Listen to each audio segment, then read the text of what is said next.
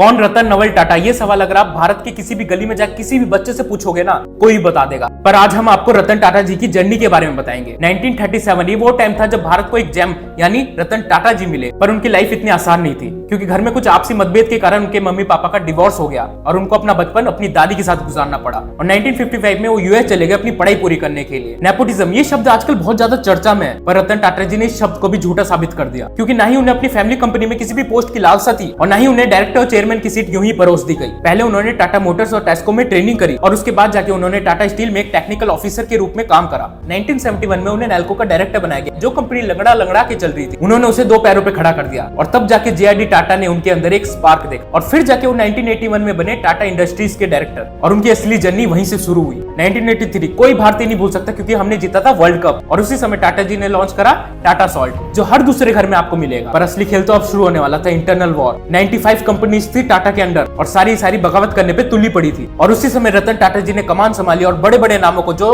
बगावत पे तुल्ले पड़े थे उन्हें निकाल फेंका और लाए एज रिटायरमेंट पॉलिसी। उस समय भारत की सारी कंपनियां भारत में अपना दबदबा बनाना चाह रही थी, पर रतन टाटा जी ने तो कुछ और ही सोचा हुआ था और उन्होंने अपने कदम विदेशों तक फैलाए और खड़ी कर दी एक नई मिसाल। और ऐसी थोड़ी केजीएफ में रॉकी भाई को डायलॉग मिल गया था, क्या चाहिए रे तेरे को पूरी दुनिया, रतन टाटा जी से ही लिया था वो डायलॉग। और फिर 2000 में उन्होंने एक ऐसा कारनामा कर दिया जिससे पूरी दुनिया हिल गई। ब्रिटिश कंपनी टेटले को खरीद लिया और सबके माइंड में यही सवाल था कि एक छोटी कंपनी एक बड़ी कंपनी को कैसे खरीद सकती है, और जवाब रतन टाटा। और 2000 में उन्हें पद्म भूषण से सम्मानित किया गया और 2008 में खरीदा जैगवार और लैंड रोवर को। जिस फोर्ड कंपनी ने रतन टाटा को ये बोल के बेइज्जत करा था कि अगर मोटर कंपनी चलानी आती नहीं है तो खोलते क्यों हो, पर उन्हीं रतन टाटा जी ने इस बात को बहुत ही ज्यादा सीरियस ले लिया और उन्हीं की दो मेन कारों को खरीद लिया। ये होता है ना जवाब देना। और 2008 में उन्हें पद्म विभूषण भी मिला और 2012 में उन्होंने चेयरमैन की पोस्ट से रिटायरमेंट ले ली। आज जितनी भी भारत में बड़ी कंपनी है ना, जितना उनका नेटवर्थ है ना, उससे ज्यादा रतन टाटा जी ने डोनेट कर दिया है। ऐसे महान आदमी के व्यक्तित्व को कौन नहीं जानना चाहेगा। हम सबको सैल्यूट करना चाहिए ऐसे भारतीय को जो इस देश के लिए ही जिए। हम सब उन्हें कुछ नहीं दे सकते,